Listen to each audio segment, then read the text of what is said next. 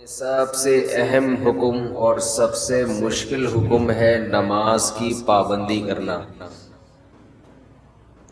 نماز پڑھنا مشکل نہیں ہے، نماز کی پابندی کرنا مشکل ہے۔ پوری زندگی انسان اس بات کی کوشش میں لگا رہے کہ نماز کبھی قضا نہیں ہونے دوں گا، یہ آسان کام نہیں ہے۔ ہر حکم میں چھٹی ہوتی ہے، آپ آفس جاتے ہیں ہفتے میں 6 دن، 1 دن چھٹی کرتے ہیں، درمیان میں اور بھی چھٹیاں آتی ہیں، قائد اعظم ڈے آ گیا، علامہ اقبال ڈے آ گیا، شاہ عبد اللطیف بٹائی کا دن آ گیا، بھٹو کی شہادت کا دن بھی ہو سکتا ہے۔ جتنے سیاستدان دنیا سے جاتے رہیں گے ان کی چھٹیوں کی تعداد بڑھتے بڑھتے 2-4 دن رہ جائیں گے آفس ورک کے لیے۔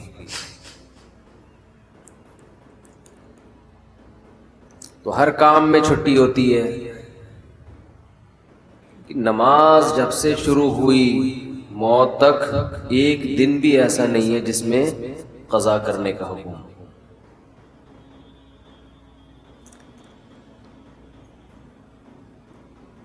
تو اتنی پابندی جب کسی حکم کی ہوتی ہے تو انسان بعض دفعہ تھکنے لگتا ہے، پھر اس میں جماعت کی پابندی کرنا۔ اس لیے قرآن نے کہا وَإِنَّهَا لَكَبِيرَةٌ إِلَّا عَلَى الْخَاشِعِينَ، یہ نماز ایک مشکل کام ہے، یعنی اللہ کسی حکم کو مشکل خود سے نہیں کہتا۔ نماز کی پابندی کو اللہ کیا کہہ رہے ہیں؟ یہ ایک مشکل کام ہے۔ إِلَّا عَلَى الْخَاشِعِينَ، مگر ان لوگوں پر۔ فہد بھائی موبائل کو نہ دیکھیں، بیان سنیں، ٹھیک ہے نا؟ سب کے لیے ہو رہا ہے تو آپ کے لیے بھی ہو رہا ہے۔ آپ بھی پرسوں عشاء میں شارٹ تھے۔ وَإِنَّهَا لَكَبِيرَةٌ، یہ مشکل کام ہے، إِلَّا عَلَى الْخَاشِعِينَ، مگر ان لوگوں پر جن کے دل میں اللہ کا خوف ہے۔ اب دیکھو اللہ نے نسخہ بھی خود ہی بتا دیا کہ اگر اس مشکل کو آسان بنانا چاہتے ہو تو اپنے اندر اللہ کا خوف پیدا کر لو۔ سوال پیدا ہوتا ہے خوف کیسے پیدا کریں؟ بھئی خوف کیسے پیدا کریں؟ یہ تو اختیار میں نہیں ہے نا۔ آپ اگر یہ تصور کرنا شروع کر دو کہ میرے دل میں فلاں کا ڈر بیٹھ جائے، تو یہ صرف ڈر بیٹھنے کے تصور سے ڈر نہیں بیٹھے گا۔ تو اب اللہ نے آگے خوف پیدا کرنے کا طریقہ بیان کر دیا۔ یہ مائک کی آواز میں بہت دور کر دیا۔ اچھا، تو خوف پیدا کرنے کا طریقہ کیا بتایا؟ الذین یظنون انہم ملاقو ربہم، یہ وہ لوگ ہیں جن کو یقین رہتا ہے کہ یہ اپنے رب سے ملاقات کرنے والے ہیں، وَأَنَّهُمْ إِلَيْهِ رَاجِعُونَ، اور انہوں نے اس اللہ کی طرف لوٹ کر جانا ہے۔ جب آپ یہ تصور کر لیں گے کہ یہ دنیا ختم ہونے والی ہے اور ہم نے یہاں سے نکل کے جانا ہے، اللہ کے سامنے کھڑے ہونا ہے، تو ہر مشکل کام آپ کے لیے آسان۔ میں عجیب بات بتاؤں، اسلام میں ہر بیماری کا یہی علاج ہے، ہر پریشانی کا بھی یہی علاج، ہر ٹینشن کا بھی یہی علاج، ہر مشکل کام کا بھی یہی علاج۔ وہ کیا علاج ہے کہ ہم نے جانا کہاں ہے؟ اللہ کے پاس۔ آپ نے بعض حکیم دیکھے ہوں گے، اب تو حکیم لوگ شارٹ ہو رہے ہیں مارکیٹوں سے، بہت کم کہیں کہیں نظر آتے ہیں۔ بعض حکیموں میں مشہور ہوتا تھا ہر بیماری کا ایک ہی چورن ہے ان کے پاس، ہر بیماری کا ایک ہی چورن۔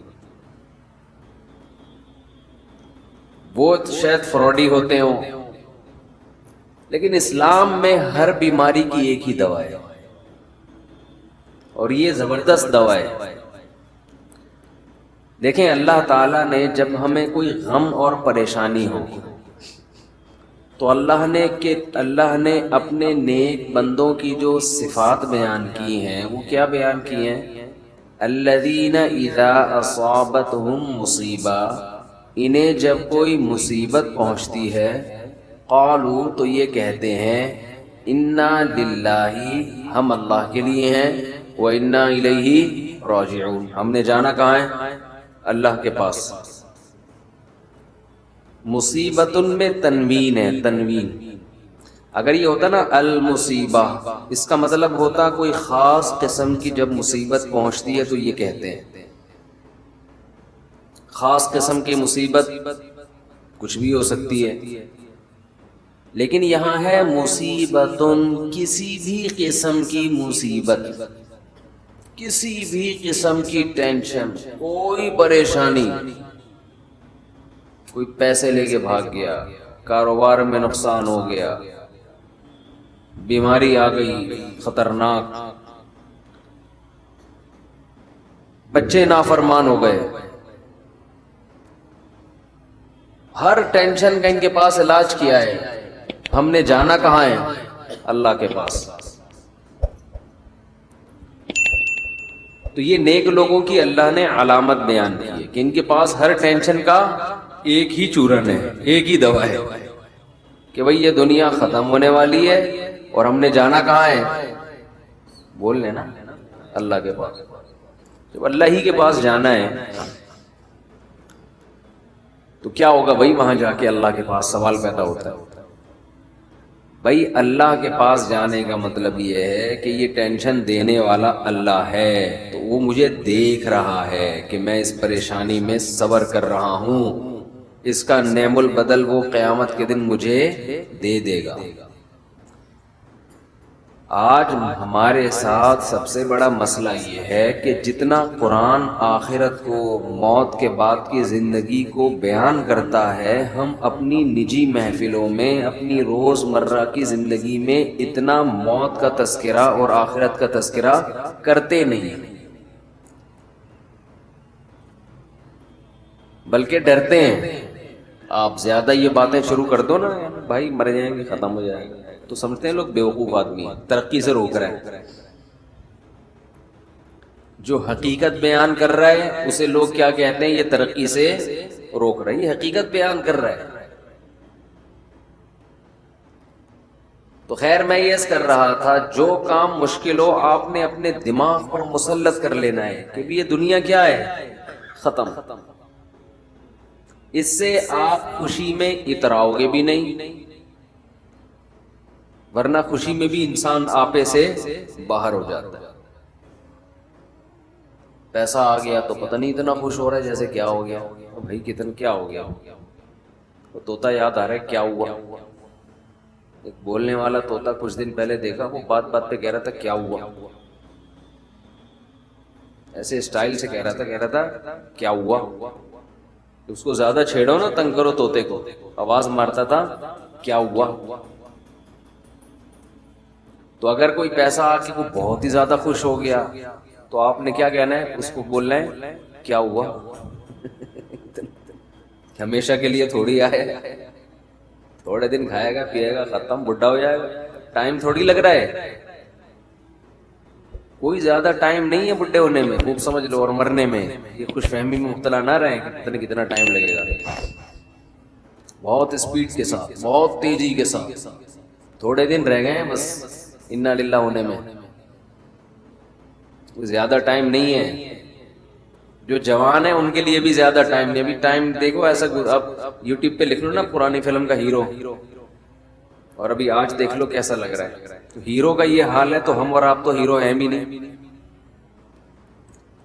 1980 کا ہیرو دیکھ لو اب کیسا لگ رہا ہے آج کل، تو جب وہ ایسا لگ رہا ہے تو ہم اور آپ کیسے لگیں گے 15-20 سال کے بعد؟ ہم تو ہیرو ہے بھی نہیں، ایک تو ہم ہیرو جیسے نہیں ہیں، دوسرا ہم صحت کو اتنا مینٹین رکھ بھی نہیں سکتے جتنا وہ لوگ رکھتے ہیں۔ تو اللہ نے جہاں بھی کوئی مشکل حکم دیا، اللہ نے کیا فرمایا کہ یہ ان لوگوں پر آسان ہے جو دماغ میں یہ بات بٹھا بیٹھے ہیں کہ ہم نے جانا کہاں ہے، اللہ کے پاس۔ تو رمضان میں کچھ کام ایسے ہیں جو نبی صلی اللہ علیہ وسلم نے بہت زیادہ کیا، اور وہ کام بھی جب تک آپ کو یہ یقین نہ ہو کہ میں نے اللہ کے پاس جانا ہے، اس وقت تک وہ کام آسان ہے نہیں۔ ان میں ایک اہم ترین کام نماز کے بعد، نماز کے بعد دیکھو اسلام میں جن کاموں کا بھی حکم دیا جاتا ہے نا وہ نماز کے بعد ہیں۔ سب سے پہلے نماز ہے، شروع قرآن یہاں سے ہوتا ہے، یقیمون الصلاۃ ومما رزقناہم ینفقون۔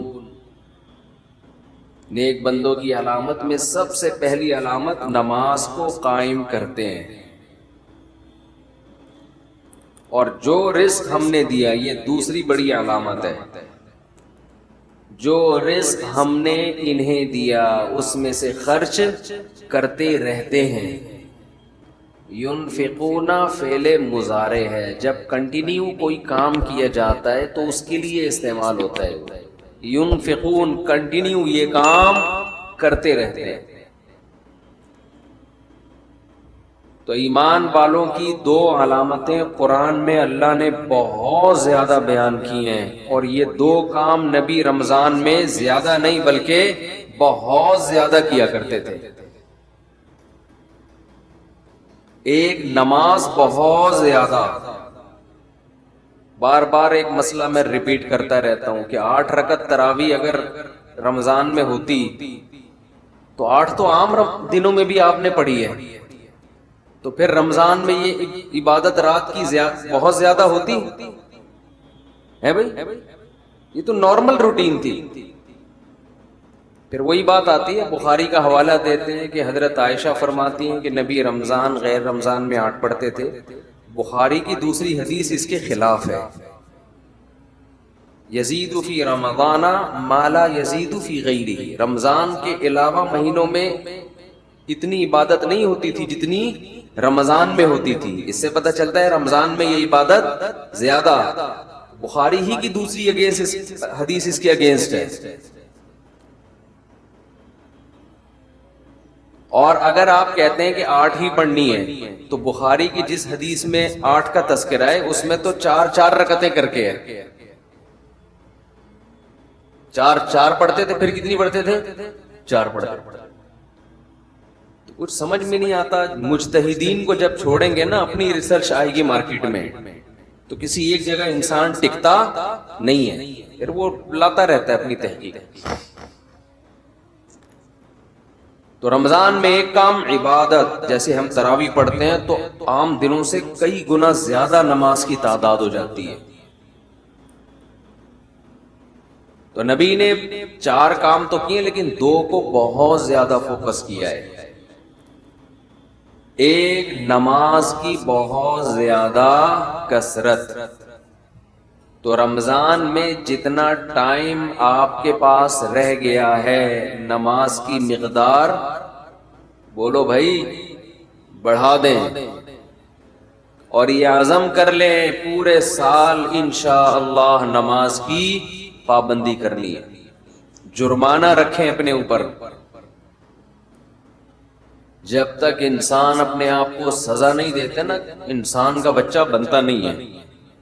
دنیا میں کوئی بھی نہیں انسان کا بچہ بنتا شرافت سے، یہ دور شر اور آفت کا ہے، شرافت کا نہیں ہے۔ خود سزا دے اپنے آپ کو۔ فجر کی نماز جس دن رہ جائے اس دن ناشتہ بول، ناشتہ نہیں کرنا اس دن۔ فجر کے بعد سونے کا معمول۔ محمد آزاد صاحب انڈیا سے پوچھتے ہیں فجر کی نماز پڑھ کر سو جانا ٹھیک ہے؟ کیونکہ ہمارا کام رات کو 11 بجے تک ختم ہوتا ہے، کھانا کھا کر 12 بجے تک سوتے ہیں، پھر فجر کی نماز پڑھ کر سو جاتے ہیں، کیا یہ ٹھیک ہے؟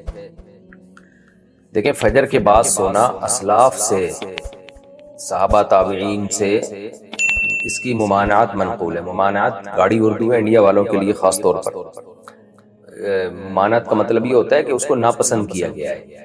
تو فجر کے بعد سونا اچھی عادت نہیں ہے، مکروہ ہے، ناپسند. حرام حلال کی بات نہیں ہے، جائز تو ہے کسی بھی وقت سو جائیں آپ، کہ ناپسندیدہ ہے اور فطرت کے بھی خلاف ہے. یعنی شریعت نے جو ہمیں ٹائم بتایا ہے رات کو جلدی سو پھر جلدی اٹھو، اور پھر نبی صلی اللہ علیہ وسلم کی صحیح حدیث ہے، آپ صلی اللہ علیہ وسلم نے فرمایا بورک لامتی فی بکورہا، میری امت کے میں برکت اللہ نے صبح کے وقت میں رکھی ہے. یعنی صبح صبح کوئی کام کیا جائے گا برکت ہوگی. اللہ تعالیٰ نے فجر کی نماز دی کیوں ہے ہمیں؟ تاکہ ہم جلدی اٹھیں نا. اس لیے تھوڑی دی ہے کہ ہم اٹھیں اور نماز پڑھ کے پھر سو جائیں. تو اٹھانے کا مقصد کیا ہوا پھر؟ تو اس ٹائم پہ نماز رکھی گئی ہے تاکہ تم اس وقت سو نہیں بلکہ اٹھو. اور میڈیکل سائنس بھی کہتی ہے آکسیجن کا لیول اس وقت سب سے زیادہ ہوتا ہے فضا میں، تو وہ ایک فریش ہونے کا ٹائم ہے اور وہ کاموں کے آغاز کا ٹائم ہے. تو اس لیے ناپسندیدہ ہے.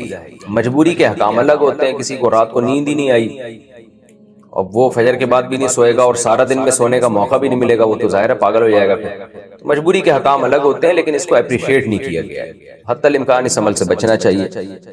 آپ نے جو یہ کہا ہمارا کام رات 11 بجے تک ختم ہوتا ہے، 12 بجے پھر ہم کھانا کھا کے سوتے ہیں، تو آپ تو جو روٹین پر عمل کر رہے ہیں نا، اتنی لیٹ نائٹ کھانا کھا کے جب سوئیں گے، تو اس روٹین پر جو لوگ چلتے ہیں وہ پھر ایسا سوتے ہیں کہ پولیس سے بھی نہیں اٹھتے. وہ ایک دن ایسا سوتے ہیں. اس سے تو ہارٹ کے مسائل، شوگر آپ کو ہو جائے گی. تو رات کو تو ویسے بھی کم کھانا چاہیے، اور اتنا لیٹ کھانا یہ صحت کو بھی برباد کر رہے ہیں. تو اس لحاظ سے بھی یہ مکروہ ہے کہ قرآن کیا کہتا ہے، لا تلقوا بایدیکم الی التہلکہ، اپنے آپ کو خود ہلاکت کے گڑھے میں مت ڈالو اپنے ہاتھوں سے، خود اپنے آپ کو برباد مت کرو. تو کام رات کو 11 بجے آپ کا اگر ختم ہوتا بھی ہے نا، تو کھانا آپ جلدی کھا لیں. ظاہر ہے کنٹینیو کام تو نہیں کرتے رہتے ہوں گے نا، 7-8 بجے آپ کو 9 بجے موقع ملتا ہوگا، اس وقت کھانا کھا لیں. ہلکا کھائیں تاکہ کام بھی ہو جائے، اور 11 بجے آپ سو جائیں پھر. تو روٹین تھوڑی سی پلاننگ کر کے سیٹ کی جا سکتی ہے، لیکن بہرحال مجبوری ہو تو ایک الگ بات ہے. کوئی حلال و حرام کا مسئلہ نہیں ہے، ناپسندیدہ ہے. اسلاف سے اس کی ناپسندیدگی منقول ہے، اور شریعت نے جو ہمیں اسکیجول بتایا نا کام کاج کا، اس کے خلاف ہے. ایک میں نے جو بھی ایتھیسٹ ہو جائے نا، دیکھو جو ایتھیسٹ ہوتے ہیں نا ان کی بہت ساری وجوہات ہوتی ہیں، جو خدا کے منکر ہوتے ہیں. ایک وجہ تو کوئی ٹینشن ہوتی ہے، وہ وجہ دلیل نہیں ہوتی.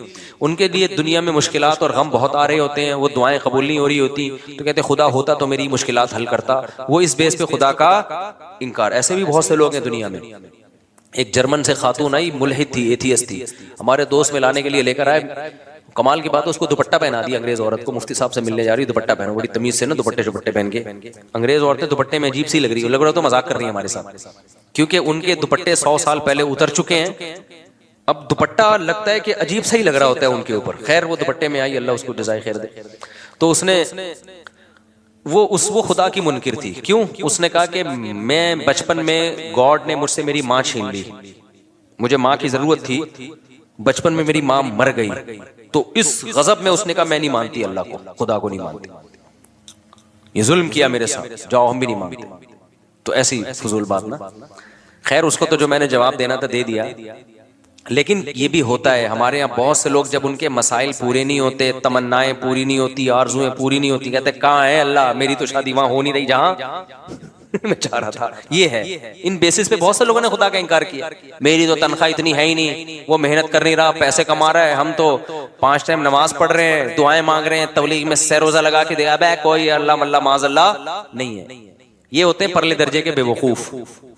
یہ اللہ کے وجود کو ایسے ماننا چاہتے ہیں کہ اللہ ہو لیکن ہم خدا کے خدا ہوں، وہ ہمارا بندہ ہو.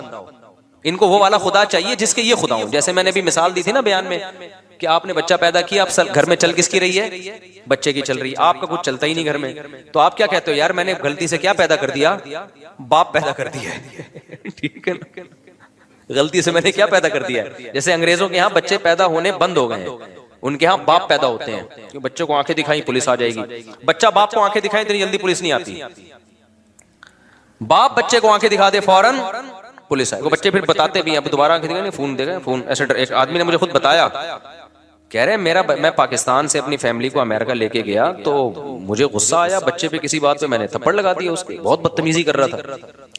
تو اس نے یہ واقعہ سنایا نا، کہتے ہیں کہ میں نے اس کو تھپڑ جیسی لگایا، مجھے پتہ ہی نہیں، میں تو آرام سے انجوائے کر رہا ہوں، پولیس آئی اٹھا کے لے گئی مجھے. کہہ رہا میں یار بچہ باپ کو یار تھانے بھجوا دے. میں تو کہتا ہوں یار آدمی کی کیا گزرتی ہوگی. خیر کہتے ہیں میں تانے سے ہو کے آیا تو مجھے بڑا غصہ آیا. میں نے کہا میں اور لگاؤں گا ایک تھپڑ, مجھے کیوں بھجوایا. چاہے جی میں گھر آیا نا تو بچے کو جیسی آنکھیں دکھائی, بچہ کیا کہتا ہے فون کی طرف. اس زمانے میں موبائل فون نہیں تھے, یہ والے فون کا جو ہے وہ نہیں, وہ گھمانے والا بھی نہیں, وہ تو زیادہ پرانا ہو گیا, لیکن یہ والے فون تھے جو پی ٹی سی ایل والے نہیں ہوتے. تو کہہ رہے ہیں فون کی اشارہ کر کے کہتا ہے دیکھ رہا ہے وہ, کہہ رہے میں نے کہا بھائی یہ میں نے غلطی سے کیا پیدا کر دیا. تو وہ میرے سامنے ہوتا, پرانا واقعہ ہمارے حضرت کو سنا رہا تھا, وہ میرے سامنے ہوتا, میں کہتا بھائی آپ نے غلطی سے نہیں کیا, ان ملکوں میں جان بوجھ کر باپ پیدا ہو رہے ہیں, غلطی سے نہیں ہو رہے. لا ایسا ہے کہ اب اولادیں پیدا ہو ہی نہیں سکتی ہیں, قانون ایسا بن گیا ہے. اب یہاں جو بھی پیدا ہوگا, وہ جو حدیث میں آتا ہے نا انتلد الامۃ ربتہا, حدیث میں آتا ہے قیامت کی علامات میں سے کہ باندی اپنے مولا کو, آقا کو جنے گی. تو مطلب یہ باپ کس کو جنے گا, اپنے باپ کو جنے گا, بیٹے کو تھوڑی جنے گا. میں نے کہا یہ تو حدیث ہے, تو قرب قیامت کی علامت ہے, تو ابا جنے. میرے پاس ہوتا تو میں سمجھاتا. کہتے پھر میں نے سوچا کہ یار یہ تو بڑا مسئلہ ہو گیا نا, تو بڑا مسئلہ ہو گیا, اب یہ تو میرے ہی باپ بن کے زندگی گزاریں گے. تو کہتے ہیں میں نے پھر بہانے سے یہ کیا, میں نے کہا کہ تمہیں پاکستان لے کے جا رہا ہوں. تو وہاں پھر ایسا بھی نہیں ہو سکتا کہ پاکستان لے آؤ آپ, بچہ کمپلین کر دے گا غریب ملک میں لے کے جا رہا ہے مجھے, ٹھیک ہے نا, آپ نہیں لے جا سکتے اپنے بچے کو اپنی مرضی سے, امریکن نیشنل ہے وہ, تو گورنمنٹ پکڑ لے گی, بولے کہ یہاں پیدا ہوا تو لے کے کیسے جا رہے ہیں وہاں پہ. تو کہہ رہے میں نے پھر بچوں کو یہ کہا کہ ہم ذرا چلتے ہیں گھومنے, قائد اعظم کا مزار دیکھیں گے اور یہ وغیرہ وغیرہ جو چیزیں ہوتی ہیں ہم یہ آپ کو دکھائیں گے. بچوں نے کہا ٹھیک ہے جی انجوائے کریں گے. کہہ رہے جب میں ایئرپورٹ پہ لے کر آیا, گھر میں لے کر گیا میں, اس کے بعد میں نے کہا بلا پولیس کو. آگے میں یوٹیوب کی پالیسی کے خلاف ہے, میرے خلاف نا ایتھیس بہت ساری کمپلینز انہوں نے ڈالی ہوئی ہیں یوٹیوب کو, اس کا چینل بند کرو, بہت زیادہ کمپلینز گئی ہوئی ہیں. تو آگے اس نے وہ کچھ کیا جو یوٹیوب کی پالیسی کے خلاف. بچے کہہ رہے ہمارا قصور کیا, کہہ رہے انجوائے کر رہا ہوں میں, انجوائے, ٹھیک ہے ویسے ہی یار, بس بہت دن ہو گئے تھے, سمجھتے ہو. تو انتلد الامۃ ربتہا, باندی کس کو جنے گی, اپنے آقا کو. وہ جننا شروع, بچے باپوں نے اپنے باپوں کو پیدا کرنا شروع کر دیا. تو میں یہ مثال کس پہ دے رہا تھا, پھر دائیں پہ بیان چلا جاتا ہے یار, کہاں لے کے چلتے ہیں بیان. یہ مثال کس پہ آئی ہے وہ بتا. ہاں وہ بہت بہترین مثال میں, شکر ہے آپ نے یاد دلا دی, جزاک اللہ. تو میں مثال یہ دے رہا تھا کہ جو لوگ یہ کہتے ہیں نا ٹینشن میں ہمارے اللہ نے یہ بھی نہیں کیا, یہ بھی نہیں کیا, تو اللہ کہتا ہے ایسے اللہ کو ماننے کا فائدہ, وہ اللہ کا انکار کر دیتے ہیں اس بیس پہ, یار اللہ ہمارے کام تو بنا نہیں رہا, جہاں میں شادی کرنا چاہ رہا ہوں وہاں شادی نہیں ہو رہی, اور جہاں میں پیسے اتنے کمانا چاہ رہا ہوں جاب نہیں مل رہی, غربت مہنگائی میں خرچے پورے نہیں ہو رہے, تو دعائیں مانگ کے دیکھ لی دعائیں پوری نہیں ہو رہی. تو میں نہیں مانتا ہے معاذ اللہ ایسے اللہ کو. اس طرح کے بہت لوگ ہیں. بھائی بات یہ ہے کہ جب آپ اللہ کو مان رہے ہو نا, تو اللہ کا مطلب پتہ ہے کیا ہے, کہ چلے گی اس کی, چلے گی آپ کی نہیں. اللہ کہتا ہے ایسے والے اللہ کو مانو, ایسے والے اللہ. جب اللہ کی چلے گی تو اللہ چاہے گا تو آپ کی مرضی کی ہو جائے گی شادی, نہیں چاہے گا تو نہیں ہوگی. اللہ چاہے گا تو آپ کو آپ کی مرضی کی جاب مل جائے گی, نہیں چاہے گا تو نہیں ملے گی. تو اللہ کو ماننے کا مطلب اللہ وہ ہے, ہم اللہ تھوڑی ہیں. تو چاہتے اللہ کی پوری ہوں گی, ہماری تھوڑی پوری ہوں گی, ہماری اتنی پوری ہوں گی جتنی اللہ چاہے گا. تو اگر آپ نے ایسے اللہ ماننا ہے کہ آپ سب کچھ آپ کا چلے, تو پھر اللہ کہتے ہیں پھر میں کس بات کا اللہ ہو گیا بھائی, اللہ تو پھر تو ہے.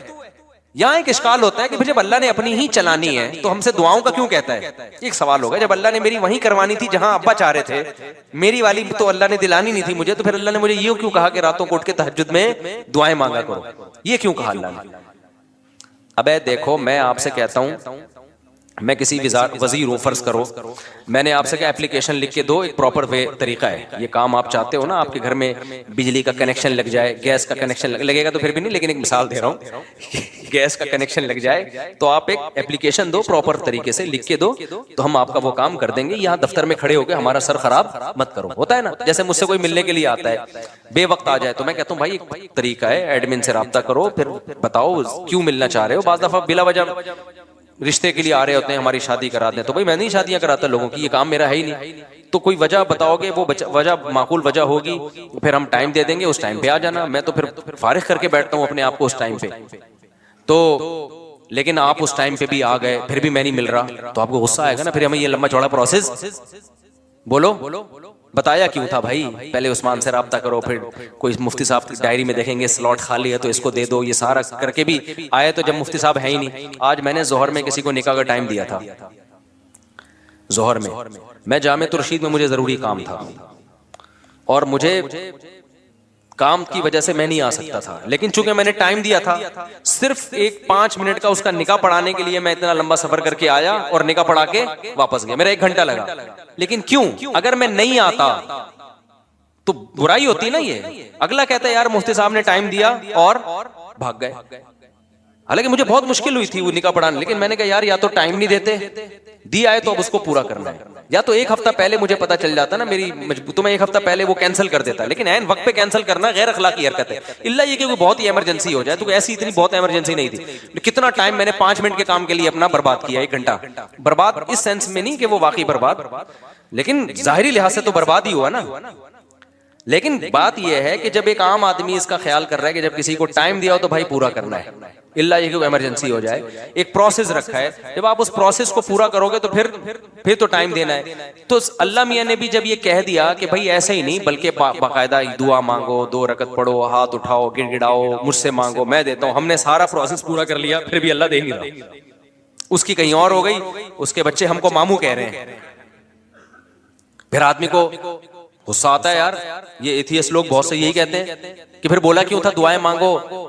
جب گورنمنٹ ہمیں کہتی ہے اپلیکیشن لکھ کے دو اور جب تمہارا نمبر آئے گا تو اس اپلیکیشن پہ غور ہوگا تو ہم یہ تمہارا نلکا لگوا دیں گے.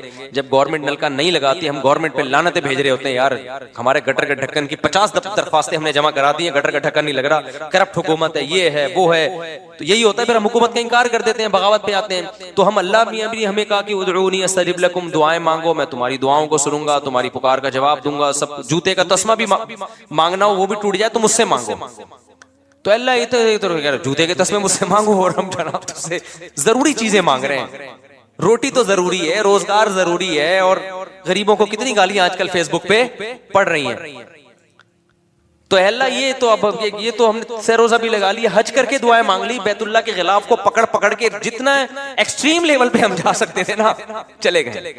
عمرے پہ گئے، وہاں ہم نے بیت اللہ کے غلاف کو پکڑ کے دعائیں مانگی، مگر پھر بھی ہمیں ماموں کے علاوہ کوئی لفظ نہیں ملا. بہت سے لوگ اس چکر میں ایتھیسٹ ہوتے ہیں کہ یار یہ کوئی خدا بدا معاذ اللہ نہیں ہے، ہوتا تو کچھ تو اس کو ترس آتا نا ہمارے اوپر. تو یہ ایک اشکال ہوتا ہے. پہلا جواب تو میں نے دیا ہے، پہلا جو جواب ہے نا کہ آپ اللہ کو اللہ نہیں مان رہے، آپ اللہ کے اللہ بننے کی کوشش کر رہے ہو.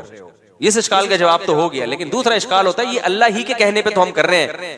خوب سمجھ لو، اللہ نے جو کہا ہے نا کہ مجھ سے دعائیں مانگو تو میں تمہاری حاجات کو پورا کروں گا. تو دنیا میں تو جب ہم کسی کو کہتے ہیں نا کہ میں حاجات کو پورا کروں گا تو ایمان بالغیب والا معاملہ نہیں ہوتا. نہ سامنے والے پر لازم ہے کہ ہم پر ایمان لے کر آئے، لہذا ہم اس کی حاجت پورا نہ کریں تو قابل ملامت ہیں. لیکن اللہ کا جہاں تک معاملہ ہے اللہ حاجات پوری کرتا ہے. لیکن اللہ نے یہ کہا ہے کہ میں اس طریقے سے کروں گا جیسے میری سمجھ میں آئے گا، تمہاری رائے کے مطابق نہیں کروں گا. اس لیے کہ میں نے اپنے آپ کو غیب کے پردوں میں رکھنا ہے. اگر میں نے ایسے دعائیں قبول کرنا شروع کر دی، تم نے یہ مانگا میں نے یہ دے دیا، تو جو ایتھیسٹ ہیں سارے ایمان لے آئیں گے میرے اوپر. معاملہ غیب پہ تھوڑی رہے گا، پھر تو مشاہدے پر ہو جائے گا. سمجھ میں آ رہی ہے بات کہ نہیں آ رہی؟ غیب کا معاملہ تھوڑی رہے گا. پھر تو دنیا میں کوئی کافر نہیں رہے گا، کوئی نافرمان نہیں رہے گا، کوئی مرتد نہیں ہوگا. سارے کہیں گے ادھر دعا، اور پھر دعائیں بھی تو کیا کیا ہوں گی. پھر یہ دعا تھوڑی مانگے گا اللہ یہ دلا دے، اللہ اس جیسی 4 دلا دے. کیا خیال ہے؟ جب گئے بیت اللہ میں دعا مانگی اللہ 1 کروڑ کی جاب لگ جائے، فوراً فون آ گیا لگ گئی ہے. پھر حاجتیں لوگوں کی کوئی محدود ہیں یا لا محدود ہیں؟ لا محدود حاجت. سارے گنجے پہنچیں گے اللہ ہمارے سر پہ بال ہو گئے ہیں. جن کے بال لوگ گئے وہ کہیں گے اللہ جو گر رہے ہیں وہ بھی آ جائیں. اللہ کوئی مرے ہی نہیں، نہ میری اماں مرے، نہ میرے ابا مرے، نہ میری بیوی مرے، نہ میرا شوہر مرے، نہ میرا بچہ مرے، فلاں فلاں سب مر جائیں. تو یہ نظام کائنات کیا ہو جائے گا بھائی؟ تباہ و برباد ہو جائے گا، تباہ و برباد ہو جائے گا. اس لیے اللہ نے کہا کہ میں ہوں، میرے ہونے پر اگر میں دعا بالفرض قبول نہیں کر رہا تو اس سے میرا انکار لازم نہیں آتا، کیونکہ میرے وجود پر تو 20 دلائل ہیں. ان دلائل کا کیسے انکار کرو گے تم؟ اس کی مثال ایسے ہے جیسے آپ گئے، آپ نے اپلیکیشن دی، وزیر کو درخواست قبول ہی نہیں ہو رہی، آپ کو یہاں کوئی وزیر ہے ہی نہیں. تو اگلا کہے گا بھائی یہ وزیر کی کرسی ہے، یہ اس کرسی پہ کیمرہ دیکھو بندہ بیٹھا ہوا ہے اور یہ اٹینڈنس حاضری ہے. یہ نہیں کہو کہ وزیر ہی نہیں ہے، یہ کہو کہ وزیر نالائق ہے. آپ کی مراد پوری نہیں کر رہا یا سست ہے، اور اگر نالائق بھی نہیں ہے، سست بھی نہیں ہے، پھر یقیناً کوئی حکمت ہے۔ تو وزیر کے بارے میں تو ہم پاکستان کے وزیر کے بارے میں نہیں کہیں گے کہ کوئی حکمت کی وجہ سے کام نہیں کر رہا، وہاں تو رپورٹ کلیئر ہے، کر ہی نہیں رہا، وہ تو آج تک کسی کے پیسے لیے بغیر کام کیا ہی نہیں اس نے۔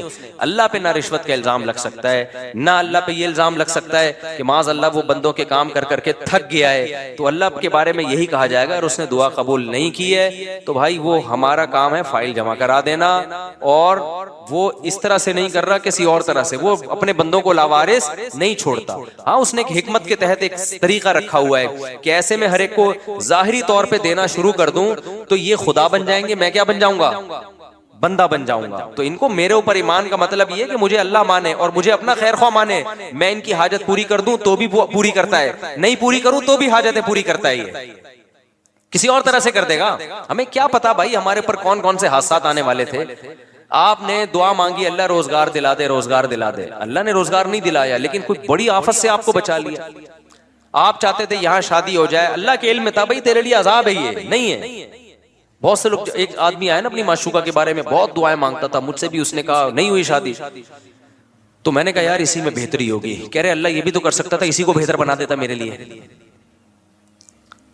یعنی اللہ کو یہ سمجھایا جا رہا ہے، مسلمان تو یہ سوچ کے صبر کرتا ہے یار مجھے لگ رہا تھا یہ میرے لیے بہتر ہے، لیکن جب اللہ نے نہیں ہونے دی تو اس کا مطلب یہ میرے لیے بہتر نہیں تھی، کیونکہ اللہ میرا خیر خواہ ہے، اللہ میرا دشمن نہیں۔ لیکن اگلا پتہ ہے کیا کہتا ہے؟ یار اللہ کو یہ بھی تو طاقت ہے نا کہ اسی کو میرے حق میں بہتر بنا کے یہی دلا بھی دیتا اور اسی کو ٹھیک بھی کر دیتا۔ تو اس کا مطلب کیا ہوا کہ آپ سارا وہ چاہتے ہو جو آپ چاہتے ہو، تو بہتر یہی ہے کہ عرش پہ آپ خود جا کے بیٹھ جاؤ۔ ہم نے اپنے آپ کو اللہ کا تابع بنانا ہے، تو پیغمبروں کی سیرت سے ہمیں پتہ چلتا ہے دو قسم کے لوگ ہیں، ایک نافرمان اور ایک فرمانبردار۔ نافرمان لوگوں کو جب پریشانی آتی ہیں اللہ کو برا بھلا کہتے ہیں، تبھی تو قرآن نے مثالیں دی ہیں۔ فرعون پہ بھی پریشانی آئی نا، موسیٰ علیہ السلام جب آئے نا تو فرعون کو ٹینشنیں شروع ہو گئی، ایک دفعہ بھی اللہ کا نام نہیں لیا فرعون نے، بلکہ اور بغاوت میں بڑھتا چلا گیا، کہنے لگا کہ جب سے موسیٰ آیا ہے نا معاذ اللہ اس کی وجہ سے ہمارے ملک میں بدامنی شروع ہو گئی ہے، قحط آنا شروع ہو گیا ہے۔ لیکن پریشانیاں یعقوب علیہ السلام پر بھی آئیں، بچپن میں بچہ غائب، روتے رہے کہ انما اشکو بثی وحزنی الی اللہ، بھائی میں اللہ کو اپنا غم بتاتا ہوں، اعلم من اللہ ما لا تعلمون، اللہ کے بارے میں وہ کچھ جانتا ہوں جو تم نہیں جانتے، تو مجھے یقین ہے اللہ کی اس میں کوئی خیر خواہی ہوگی۔ کیوں؟ وہ سمجھتے تھے کہ بھائی میں، اور یعقوب علیہ السلام کے بارے میں آسمانی کتابوں میں لکھا ہے کہ اتنی دعائیں مانگتے تھے کہ ان کے گھٹنوں پہ اور پیشانیوں پہ موٹے موٹے نشان پڑ گئے تھے، زندگی بھر اتنی دعائیں مانگی، ایک دفعہ بھی مایوس نہیں ہوئے کہ یار میں تو مانگتا رہتا ہوں، ادھر اللہ نے بچہ ملایا ہی نہیں مجھ سے، اور میری تو ایک بچہ ابھی گم ہوا ہے، دعائیں مانگ رہے ہیں، تڑپ رہے ہیں، آنکھوں کی بینائی چلی گئی، دوسرا بھی گم ہو گیا۔ تو قرآن یہ واقعات کیوں بتاتا ہے؟ کیا معاذ اللہ اپنی برائیاں کر رہا ہے؟ سورہ یوسف میں جب لوگ کہتے ہیں نا ایتھیس لوگ کہ ہم نے اللہ سے مانگا اور ہمیں تو کچھ نہیں ملا، تو قرآن تو کہہ رہا ہے کہ یعقوب علیہ السلام کا بچہ گم گیا تھا، انہوں نے اللہ سے ساری زندگی مانگا، ملا کیا؟ دوسرا بھی گم گیا۔ ٹھیک ہے نا؟ تو یہ تو اللہ گویا معاذ اللہ اپنی برائیاں کر رہا ہے؟ نا نا نا نا، اللہ اپنی تعریفیں کر رہا ہے کہ میں بعض دفعہ نوازتا ایسے ہوں، آزمائشوں میں ڈال ڈال کے دیکھتا ہوں کون صبر سے کام لیتا ہے۔ تبھی تو جب یوسف علیہ السلام کو اپنا اللہ نے والد سے ملایا مصر کا بادشاہ بنا کے، تو فوراً یعقوب علیہ السلام نے کہا میں نے کہا نہیں تھا عالم من اللہ ما لا تعلمون، میں اللہ کے بارے میں وہ کچھ جانتا ہوں جو تم نہیں جانتے۔ تو اس لیے یہ ٹینشنوں کی بیس پہ خدا کا انکار کرنا، اس سے اللہ پہ تو کوئی اثر نہیں پڑتا بھائی، آپ کی ٹینشنیں کم ہونے کے بجائے بڑھ جاتی ہیں۔ تو اس بیس پہ جو خدا کا انکار کرتے ہیں نا ٹینشنوں کی بیس پہ، ان کا انجام خودکشی ہوتا ہے۔ اور جو ایسے موقع پہ صبر سے کام لیتے ہیں، بھائی اللہ ہے، ہماری مراد پوری کرے تو بھی ہے، نہیں پوری کرے تو بھی ہے۔ ایک بزرگ کا واقعہ ہے، کتابوں میں لکھا ہے، مجھے اس کی سند کی تحقیق نہیں ہے، بعض واقعات ثابت نہیں ہوتے، ان میں سچ کا بھی امکان ہوتا ہے جھوٹ کا بھی، لیکن ان سے جو مضمون ثابت ہوتا ہے وہ بالکل ٹھیک ہوتا ہے۔ تو کہتے ہیں ایک بزرگ حج پہ جاتے تھے، حج کرتے آواز آتی کہ بھائی حج قبول نہیں ہوا، اگلے سال پھر حج پہ چلے جاتے، پھر آواز آتی حج قبول نہیں ہوا، تو کئی سال ایسے ہی ہوتا رہا، قبول نہیں ہوا۔ تو کسی نے ان سے پوچھا کہ حضرت آپ کو ہر سال حج کے بعد آواز آتی ہے غیب سے کہ قبول نہیں ہوا، تو پھر آپ کرتے کیوں ہیں؟ کہتے ہیں بھائی میرے بس میں تو یہی ہے، ٹھیک ہے نا، میرے بس میں کیا ہے؟ اب میں تکبر میں آ جاؤں، بولوں قبول اللہ جا تو نہیں کر رہا تو جاؤ ہم بھی نہیں کر رہے، دنیا میں انسانوں کے ساتھ تو ایسا ہو سکتا ہے بھائی، میں 3 دفعہ آپ کسی بندے کو منائیں گے، میرا عذر قبول کر لے، پھر بھی نہیں کرے گا، بولے گا بھاڑ میں جا یار، تجھے منانے کے علاوہ بھی تو اور بہت سارے غم ہے نا۔ انسانوں کے ساتھ ایسا کیا جا سکتا ہے، اللہ کے ساتھ ایسا نہیں۔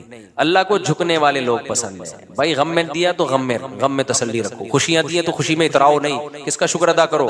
میرا شکر ادا کرو۔ تو اللہ کو ایسے لوگ پسند ہیں، قرآن میں اللہ ایسے ہی لوگوں کی تعریفیں کرتا ہے۔ 2 طرح کے لوگ بتاتا ہے، غم میں پاگل ہو گئے اور غم میں صبر کیا، انہوں نے شکر کیا تو اللہ نے ان کے غموں کو بھی دور کر دیتا ہے اللہ تعالیٰ، ورنہ اسی غم میں صبر کی توفیق دے دیتا ہے۔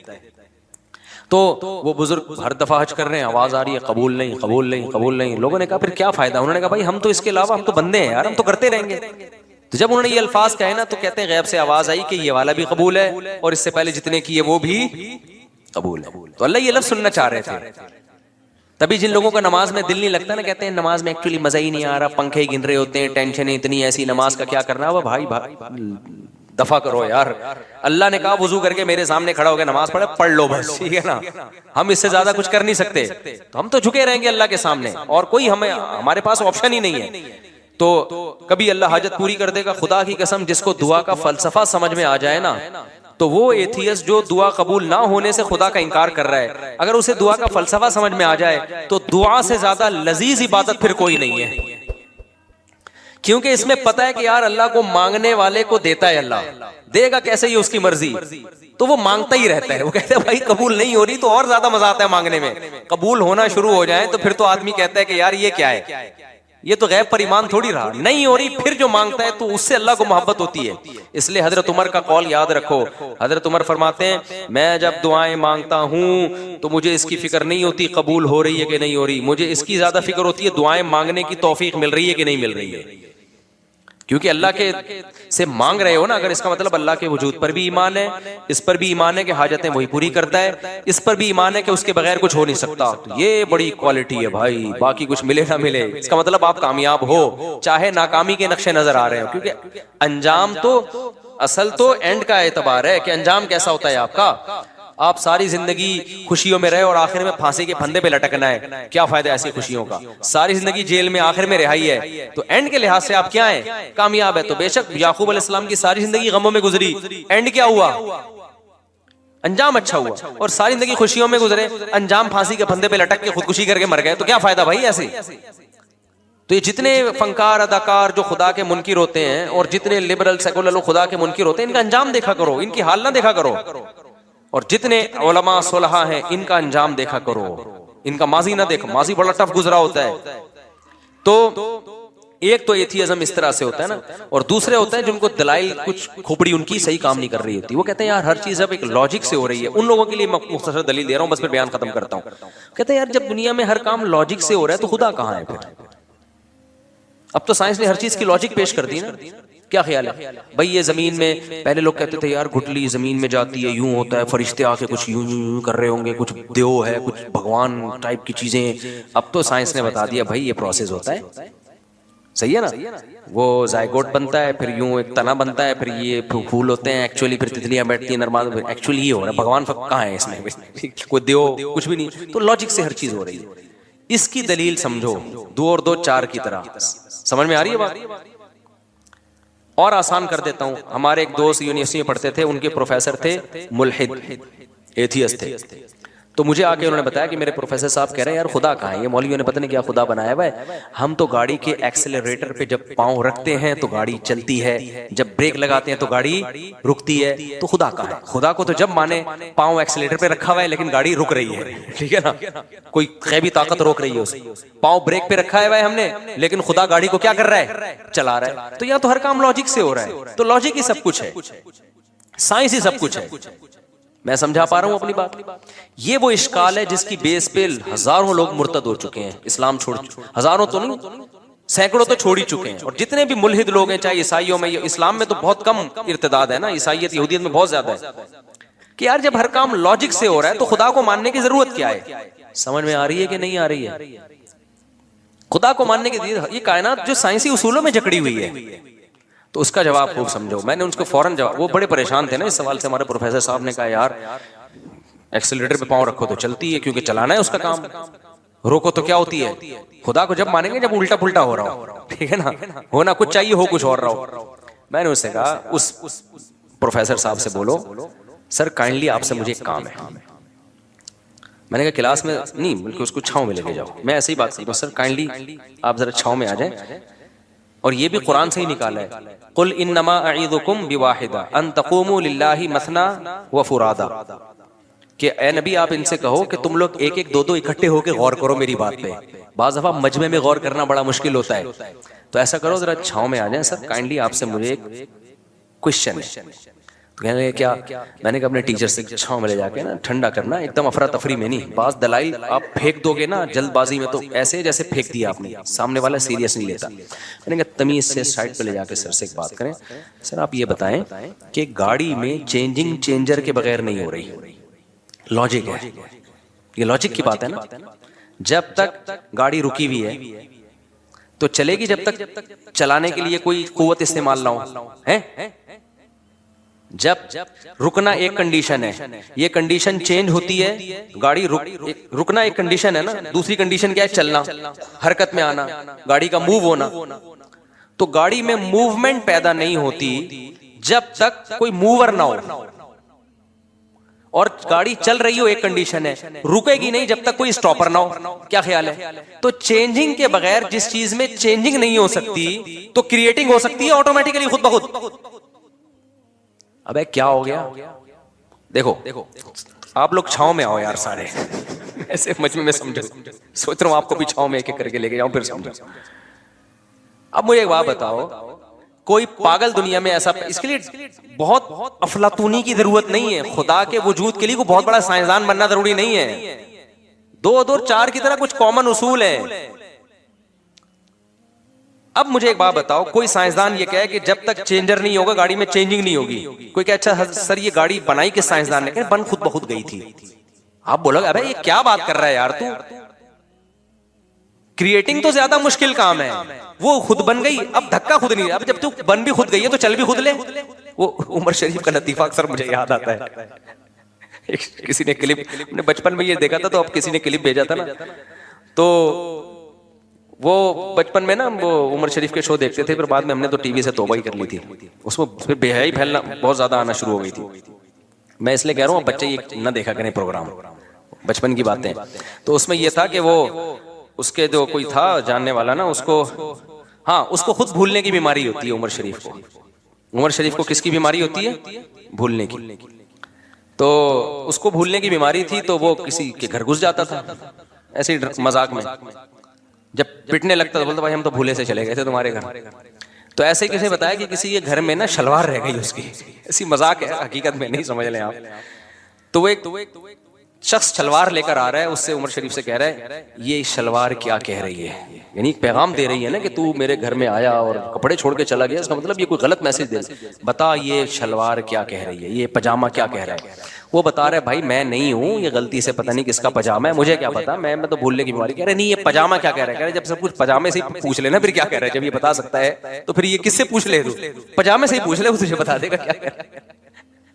تو ایسے ہی میرے بھائی گاڑی جو ہے, اس گاڑی سے آپ خود پوچھ لو کہ کمبخت تو چل نہیں سکتی ہے خود بخود, اگر تو آٹومیٹیکلی خود بنی ہے تو پھر چل بھی خود لینا. تو چلانے کے لیے کیوں تجھے ایک بندہ چاہیے جو انجن اسٹارٹ کر کے ایکسیلیٹر پہ پاؤں رکھے؟ یہ عجیب بات ہے, بنی خود بخود ہے, چلانے کے لیے بندے آئیں گے تو چل بھی خود لے. تو چلانے کے لیے کیا ضرورت ہے؟ ایسے ہی گاڑی اگر آٹومیٹیکلی خود سے نہیں بنی, کسی سائنسدان نے بنائی ہے, تو سائنسدان تو اور زیادہ عجیب چیز ہے یار جس نے اس گاڑی کو بنا دیا. کریٹر زیادہ عجیب ہوتا ہے جو موجود ہے, یا جو بنی ہوئی چیز زیادہ عجیب ہوتی ہے. اچھا مجھے ایک اور مجھے بتاؤ, یہ موبائل جس سائنسدان نے بنایا, آپ کو جب یہ سائنسدان آ جائے نا جس نے یہ بنایا, وہ تو بہت سارے سائنسدانوں نے مل کے بنایا, فرض کرو کسی ایک نے بنایا, تو آپ اس موبائل کی زیادہ ویلیو دو گے, سائنٹسٹ کو زیادہ ویلیو دو گے؟ سائنٹسٹ کو زیادہ ویلیو دو گے یار, یہ بنا سکتے اور پتہ نہیں کیا کیا بنا لے یار. یہ تو گاڑی سے زیادہ ویلیو تو اس سائنسدان کی ہے جس نے گاڑی کو ایجاد کیا, تو وہ تو اور زیادہ پیچیدہ چیز ہے بھائی. کمال کی بات ہے, وہ سائنسدان ایوالو ہو کے آٹومیٹیکلی اگ کے کھڑا ہو گیا وہ, اور جو وہ چیزیں بنا رہا ہے وہ اس کریٹر کے بغیر, موجد کے بغیر بن نہیں سکتی. تو اس سے پتا چلتا ہے کہ بھائی یہ کائنات میں ہم تو سائنس کے اصول کو مانتے ہیں، ان لاجیکل کام کائنات میں کچھ بھی نہیں ہے، تو ہم کہتے ہیں ان لاجیکل یہ نہیں ہے کہ کائنات کا کوئی خالق ہے، ان لاجیکل یہ کہ یہ کائنات خود بخود بنی ہے. نہیں ہے یہ بات، میرا خیال ہے یہ کہنا کہ آٹومیٹیکلی خود بخود بن گئی یہ ان لاجیکل بات ہے، کیونکہ کائنات میں ان لاجیکل کام نہیں ہوتا. تو یہ ان لاجیکل کیسے ہو گیا کہ جو کائنات حرکت نہیں کر سکتی تو وہ خود بن کیسے سکتی ہے؟ نیوٹن نے کہا تھا نا جو چیز حرکت میں ہمیشہ حرکت میں رہے گی جب تک کوئی اس کو روکے گا نہیں، جو رکی ہوئی ہمیشہ رکی رہے گی جب تک کوئی چلائے گا نہیں. نیوٹن اگر ہوتا تو میں چھاؤں میں لے جاتا اس کو. میں کہتا سر ایک چیز آپ کہنا بھول گئے ہیں کہ یہ کائنات اگر نہیں ہے تو جب تک کوئی ہو جو چینجر کے بغیر نیوٹن کے قانون کا لا کا حاصل یہ ہے کہ چینجر کے بغیر چینجنگ ممکن نہیں ہے. میں کہتا سر ایک جملہ اپنے لا میں اور بڑھا دیں کہ جب چینجر کے بغیر چینجنگ نہیں ہے تو کائنڈلی ایک اور سائنس کا لا آپ بڑھا دیں تاکہ یہ ہمارے یونیورسٹیوں کے لوگ جو اللہ رسول کو نہیں مانتے آپ کو بہت مانتے ہیں وہ ایک جملہ بڑھا دیں کہ کریٹر کے بغیر کریٹنگ بھی نہیں ہو سکتی. تو نیوٹن نے نہیں بڑھایا کیونکہ مذہب نیوٹن کا ٹاپک نہیں تھا، لیکن قرآن نے بڑھایا ہے بار بار کہ جس کائنات میں چینجر کے بغیر چینجنگ نہیں ہو سکتی، کریٹر کے بغیر کریٹنگ کا عمل کیسے ہو گیا؟ صاف پتہ چلتا ہے، اسی لا سے پتہ چلتا ہے کہ بھئی نیوٹن کا یہ آدھا لا پڑھایا جا رہا ہے. کیونکہ آگے پڑھا دیں گے نا تو پتہ ہے نتیجہ کیا نکلے گا، کیونکہ جب کریٹر کے بغیر کریٹنگ نہیں ہو سکتی تو پھر بہت سارے مسائل کھڑے ہو جائیں گے ساری دنیا کے لیے. وہ یہ کہ پھر کریٹر ہے کون؟ یہاں سے انسان نظریں چرانا چاہتا ہے کہ کریٹر کو بیچ میں لے کر آئے تو پھر خدا کو ماننا پڑے گا، خدا کو مانا تو رسولوں کو ماننا پڑے گا، آسمانی کتابوں کو ماننا پڑے گا، پھر مذہبوں کو ماننا پڑے گا، پھر کون سا مذہب صحیح ہے کون سا غلط ہے اس کو ماننا پڑے گا. پھر جب صحیح مذہب تک پہنچیں گے تو پھر مذہب نے کیا کہا ہے، حلال کیا ہے حرام کیا ہے، زنا حلال ہے لیگل ہے انلیگل ہے، شراب لیگل ہے انلیگل ہے، یہ ساری چیزیں ماننی پڑیں گی. بالآخر آپ آ کے پھنستے چلے جاؤ گے بہت ساری پابندیوں میں. تو بہت ساری پابندیوں سے آزاد کرانے کا طریقہ یہی ہے کہ نیوٹن کے آدھے لا کو لیا جائے، آدھا لا جو نیوٹن کے لا سے مزید اخذ، نیوٹن نے تو نہیں کہا لیکن اخذ کیا جا سکتا تھا، اس پہ بحث ہی نہ کی جائے، اس کو کہا یہ ان لاجیکل ہے. دوبارہ کبھی چھاؤں میں ملیں گے تو انشاءاللہ میں دوبارہ سمجھانے کی کوشش کروں گا، ابھی اتنا ہی کافی ہے. اس لیے اللہ کا وجود دو اور دو اور یہ جو بکواس کرتے ہیں نا فضول قسم کی کہ خدا کو پھر کس نے پیدا کیا، او بھائی یہ ان لاجیکل اس کائنات کے بارے میں ہے کہ خود بخود بن جائے. خدا کو تو ہم جانتے ہی نہیں ہیں، وہ اس کائنات کا حصہ تھوڑی، وہ تو کائنات سے الگ ہے، اس کو تو ہمیں پتہ ہی نہیں. کمال کی بات ہے اس خدا کو ہمیشہ سے ماننے کے لیے تیار نہیں ہے، کہہ رہے ہیں عقل میں نہیں آ رہا، اور اس کائنات کو ہمیشہ سے ماننے کے لیے تیار ہیں جو عقل میں آ رہی ہے. وہ تو اور زیادہ بے عقلی کی بات ہے کہ یہ کائنات ہمیشہ سے ہو. سمجھتا نہیں ہے نا بات کو، جب نہیں پڑھے گا رات کو تو نہیں سمجھے گا بات کو. تو اس لیے سائنس کے چکر میں نا اپنے جہنم نہ خریدو میرے بھائی، سائنس کو خدا نہ بنا لو. جتنی ہے سائنس اتنی رہنے دو اس کو، ٹھیک ہے نا، اتنے سائنس میں ہے تو جتنی ہے اتنی رہنے دو. تو یہ نہیں ہو سکتا، امپاسبل ہے یہ خود بخود دھماکے اور سورج چاند ستارے اور انسان اور یہ وسیم بھائی کلیم بھائی. میں وسیم کی مثال سے دیتا ہوں کہ انسان کا لفظ بھی مبہم ہے، کہتے ہیں انسان بن گیا. اب وسیم کو دیکھو الگ سے لے جا کے، یار یہ کیسے بن گیا یار، یہ پھر آئے گا نہیں بھائی. نہ غفار بن سکتا ہے، نہ سبکتگین بن سکتا ہے، نہ وحیدہ بن سکتی ہے، نہ نسرین بن سکتی ہے خود بخود.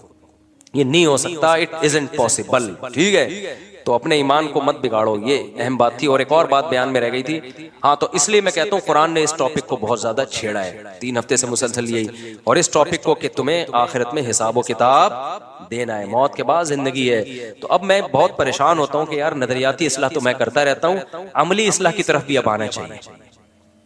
بھائی نظریہ تو بن گیا، اللہ بھی ہے تو کیا کریں، ہیں تو ویسے کے ویسے ہی. جب اللہ کو مانتے تھے تو بھی ویسے ہی تھے. مسلمان جب اللہ کو نہیں مانتا تو جیسا ہوتا ہے، ماننے کے بعد بھی بولو صبح بھی پہلے بھی 2 پراٹھے کھا رہا تھا، اللہ کو ماننے کے بعد بھی کیا کرے گا، 2 پراٹھے کھائے گا. پہلے بھی گٹکا کھاتا تھا، اللہ کو ماننے کے بعد بھی کیا کرے گا، گٹکا کھائے گا. جب اللہ پہ ایمان نہیں تھا تو بھی جمعہ پڑھ لیا کرتا تھا. ہو سکتا ہے میں بھی، ہو سکتا ہے اللہ نکلا قیامت کے دن ہفتے میں 1 دن نماز پڑھ لو. جب اللہ پہ ایمان لے آیا دلائل کی دنیا میں تو بھی کیا کر رہا ہے، جمعہ ہی پڑھ رہا ہے. تو اس لیے اتنا کافی نہیں ہے کہ ہم اپنے نظریات کی اصلاح کریں، انسان کو تربیت کے لیے پریکٹیکلی اصلاح کی ضرورت ہے. ہمارے نبی نے صحابہ سے روزے رکھوائے ہیں، ہمارے نبی نے صحابہ سے خواہشات کی قربانی دلوائی ہے، میدان جنگوں میں لا کے لڑوایا ہے صحابہ کو. تو انسان کی اصلاح صرف بیانات سننے سے نہیں ہوتی میرے بھائی، یہ بھی ایک بہت بڑا حصہ ہے، پریکٹیکلی کچھ کرنا پڑتا ہے. تو اب آپ نا پریکٹیکلی کچھ کرنا شروع کر دیں. سب سے اہم حکم اور سب سے مشکل حکم ہے نماز کی پابندی کرنا. نماز پڑھنا مشکل نہیں ہے، نماز کی پابندی کرنا مشکل. پوری زندگی انسان اس بات کی کوشش میں لگا رہے کہ نماز کبھی قضا نہیں ہونے دوں گا، یہ آسان کام نہیں ہے. ہر حکم میں چھٹی ہوتی ہے. آپ آفس جاتے ہیں، ہفتے میں 6 دن 1 دن چھٹی کرتے ہیں. درمیان میں اور بھی چھٹیاں آتی ہیں. قائد اعظم ڈے آ گیا، علامہ اقبال ڈے آ گیا، شاہ عبداللطیف بھٹائی کا دن آ گیا، بھٹو کی شہادت کا دن بھی ہو سکتا ہے. جتنے سیاستدان دنیا سے جاتے رہیں گے ان کی چھٹیوں کی تعداد بڑھتے بڑھتے 2-4 دن رہ جائیں گے آفس ورک کے لیے. تو ہر کام میں چھٹی ہوتی ہے. نماز جب سے شروع ہوئی موت تک ایک دن بھی ایسا نہیں ہے جس میں قضا کرنے کا حکم ہو.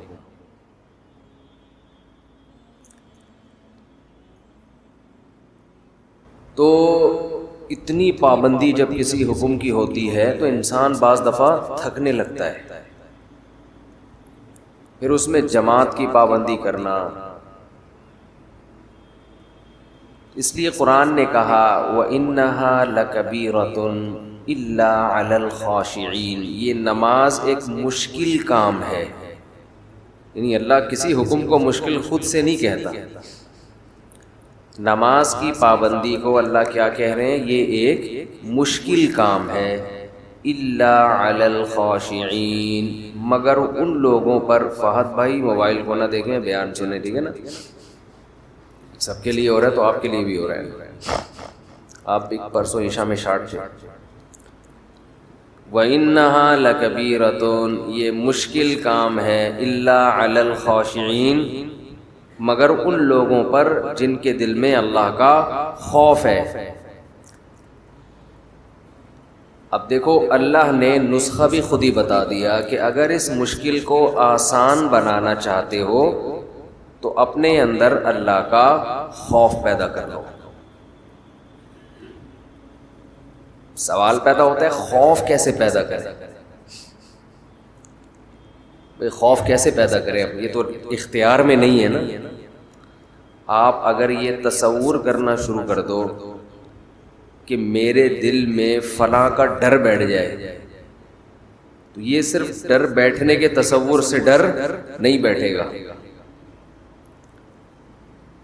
تو اب اللہ نے آگے خوف پیدا کرنے کا طریقہ بیان کر دیا. یہ مائک کی آواز بہت دور کر دیا. اچھا، تو خوف پیدا کرنے کا طریقہ کیا بتایا؟ الذین یظنون انہم ملاقو ربہم، یہ وہ لوگ ہیں جن کو یقین رہتا ہے کہ یہ اپنے رب سے ملاقات کرنے والے ہیں. وَأَنَّهُمْ إِلَيْهِ رَاجِعُونَ، اور انہوں نے اس اللہ کی طرف لوٹ کر جانا ہے. جب آپ یہ تصور کر لیں گے کہ یہ دنیا ختم ہونے والی ہے اور ہم نے یہاں سے نکل کے جانا ہے، اللہ کے سامنے کھڑے ہونا ہے، تو ہر مشکل کام آپ کے لیے آسان. میں عجیب بات بتاؤں، اسلام میں ہر بیماری کا یہی علاج، ہر پریشانی کا بھی یہی علاج، ہر ٹینشن کا بھی یہی علاج، ہر مشکل کام کا بھی یہی علاج. وہ کیا علاج ہے کہ ہم نے جانا کہاں ہے؟ اللہ کے پاس. آپ نے بعض حکیم دیکھے ہوں گے، اب تو حکیم لوگ شارٹ ہو رہے ہیں مارکیٹوں سے، بہت کم کہیں کہیں نظر آتے ہیں. بعض حکیموں میں مشہور ہوتا تھا ہر بیماری کا ایک ہی چورن ہے ان کے پاس، ہر بیماری کا ایک ہی چورن. وہ شاید فراڈی ہوتے ہوں، لیکن اسلام میں ہر بیماری کی ایک ہی دوا ہے، اور یہ زبردست دوا ہے. دیکھیں اللہ تعالیٰ نے جب ہمیں کوئی غم اور پریشانی ہو تو اللہ نے اپنے نیک بندوں کی جو صفات بیان کی ہیں وہ کیا بیان کی ہیں؟ الذین اذا اصابتہم مصیبہ، انہیں جب کوئی مصیبت پہنچتی ہے، قالوا تو یہ کہتے ہیں، انا للہ، ہم اللہ کے لیے ہیں، و انا الیہ راجعون، ہم نے جانا کہاں ہے؟ اللہ کے پاس۔ مصیبت میں تنوین ہے، تنوین۔ اگر یہ ہوتا نا المصیبہ، اس کا مطلب ہوتا کوئی خاص قسم کی جب مصیبت پہنچتی ہے تو یہ کہتے ہیں۔ خاص قسم کی مصیبت کچھ بھی ہو سکتی ہے، لیکن یہاں ہے مصیبت، کسی بھی قسم کی مصیبت، کسی بھی قسم کی ٹینشن، کوئی پریشانی، کوئی پیسے لے کے بھاگ گیا، کاروبار میں نقصان ہو گیا، بیماری آ گئی خطرناک، بچے نافرمان ہو گئے،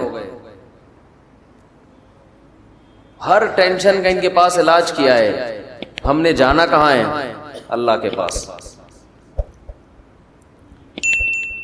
تو یہ نیک لوگوں کی اللہ نے علامت بیان کی ہے کہ ان کے پاس ہر ٹینشن کا ایک ہی چورن ہے، ایک ہی دوا ہے کہ بھئی یہ دنیا ختم ہونے والی ہے اور ہم نے جانا کہاں ہے؟ بول لینا اللہ کے پاس۔ جب اللہ ہی کے پاس جانا ہے تو کیا ہوگا بھائی؟ وہاں جا کے اللہ کے پاس سوال پیدا ہوتا ہے، بھائی اللہ کے پاس جانے کا مطلب یہ ہے کہ یہ ٹینشن دینے والا اللہ ہے، تو وہ مجھے دیکھ رہا ہے کہ میں اس پریشانی میں صبر کر رہا ہوں، اس کا نعم البدل وہ قیامت کے دن مجھے دے دے گا۔ آج ہمارے ساتھ سب سے بڑا مسئلہ یہ ہے کہ جتنا قرآن آخرت کو، موت کے بعد کی زندگی کو بیان کرتا ہے، ہم اپنی نجی محفلوں میں، اپنی روز مرہ کی زندگی میں اتنا موت کا تذکرہ اور آخرت کا تذکرہ کرتے نہیں، بلکہ ڈرتے ہیں۔ آپ زیادہ یہ باتیں شروع کر دو نا، بھائی مر جائیں گے، ختم ہو جائے گا، تو سمجھتے ہیں لوگ بیوقوف آدمی ہیں، ترقی سے روک رہے ہیں۔ جو حقیقت بیان کر رہا ہے اسے لوگ کیا کہتے ہیں؟ یہ ترقی سے روک رہا ہے، یہ حقیقت بیان کر رہا ہے۔ تو خیر میں یہ کر رہا تھا، جو کام مشکل ہو آپ نے اپنے دماغ پر مسلط کر لینا ہے کہ یہ دنیا کیا ہے؟ ختم۔ اس سے آپ خوشی میں اتراؤ گے بھی نہیں، ورنہ خوشی میں بھی انسان آپے سے باہر ہو جاتا ہے۔ پیسہ آ گیا تو پتہ نہیں اتنا خوش ہو رہا ہے جیسے کیا ہو گیا بھائی، کتنا کیا ہو گیا، وہ طوطا یاد آ رہا ہے کیا ہوا۔ ایک بولنے والا طوطا کچھ دن پہلے دیکھا، وہ بات بات پہ کہہ رہا تھا کیا ہوا، ایسے اسٹائل سے کہہ رہا تھا کیا ہوا۔ اس کو زیادہ چھیڑو نا، تنگ کرو طوطے کو، آواز مارتا تھا کیا ہوا۔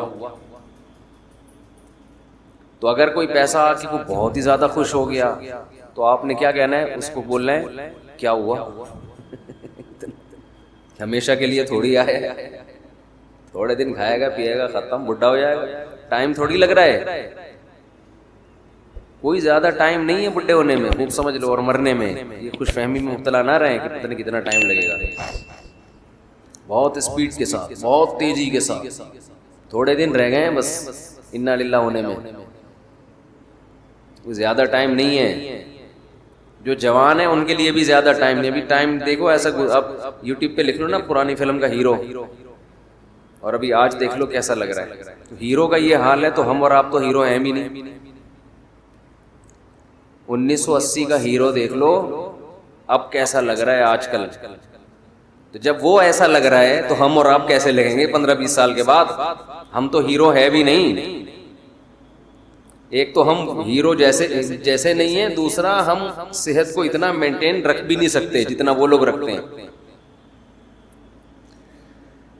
تو اللہ نے جہاں بھی کوئی مشکل حکم دیا، اللہ نے کیا فرمایا کہ یہ ان لوگوں پر آسان ہے جو دماغ میں یہ بات بٹھا بیٹھے ہیں کہ ہم نے جانا کہاں ہے؟ اللہ کے پاس۔ تو رمضان میں کچھ کام ایسے ہیں جو نبی صلی اللہ علیہ وسلم نے بہت زیادہ کی، اور وہ کام بھی جب تک آپ کو یہ یقین نہ ہو کہ میں نے اللہ کے پاس جانا ہے، اس وقت تک وہ کام آسان ہے نہیں۔ ان میں ایک اہم ترین کام نماز کے بعد، نماز کے بعد، دیکھو اسلام میں جن کاموں کا بھی حکم دیا جاتا ہے نا وہ نماز کے بعد ہیں۔ سب سے پہلے نماز ہے، شروع قرآن یہاں سے ہوتا ہے، یقیمون الصلاۃ ومما رزقناہم ینفقون۔ نیک بندوں کی علامت میں سب سے پہلی علامت نماز کو قائم کرتے ہیں، اور جو رزق ہم نے دیا یہ دوسری بڑی علامت ہے، جو رزق ہم نے انہیں دیا اس میں سے خرچ کرتے رہتے ہیں۔ ینفقون فعل مضارع ہے، جب کنٹینیو کوئی کام کیا جاتا ہے تو اس کے لیے استعمال ہوتا ہے۔ ینفقون کنٹینیو یہ کام کرتے رہتے ہیں۔ تو ایمان والوں کی دو علامتیں قرآن میں اللہ نے بہت زیادہ بیان کی ہیں، اور یہ دو کام نبی رمضان میں زیادہ نہیں بلکہ بہت زیادہ کیا کرتے تھے۔ ایک نماز بہت زیادہ، بار بار ایک مسئلہ میں ریپیٹ کرتا رہتا ہوں کہ 8 رکعت تراویح اگر رمضان میں ہوتی تو 8 تو عام دنوں میں بھی آپ نے پڑھی ہے، تو پھر رمضان میں یہ عبادت رات کی بہت زیادہ ہوتی ہے بھائی، یہ تو نارمل روٹین تھی۔ پھر وہی بات آتی ہے، بخاری کا حوالہ دیتے ہیں کہ حضرت عائشہ فرماتی ہیں کہ نبی رمضان غیر رمضان میں 8 پڑھتے تھے۔ بخاری کی دوسری حدیث اس کے خلاف ہے، یزید فی رمضان ما لا یزید فی غیرہ، رمضان کے علاوہ مہینوں میں اتنی عبادت نہیں ہوتی تھی جتنی رمضان میں ہوتی تھی۔ اس سے پتہ چلتا ہے رمضان میں یہ عبادت زیادہ، بخاری ہی کی دوسری حدیث اس کے اگینسٹ ہے۔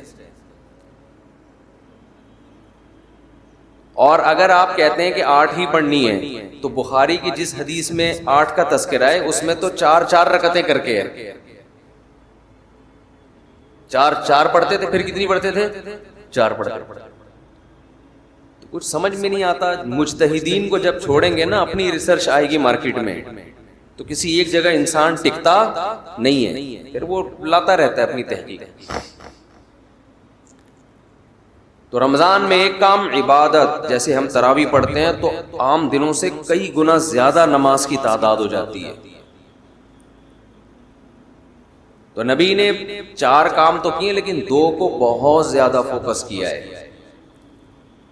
ایک نماز کی بہت زیادہ کثرت، تو رمضان میں جتنا ٹائم آپ کے پاس رہ گیا ہے نماز کی مقدار بولو بھائی بڑھا دیں، اور یہ عزم کر لیں پورے سال انشاءاللہ نماز کی پابندی کرنی ہے۔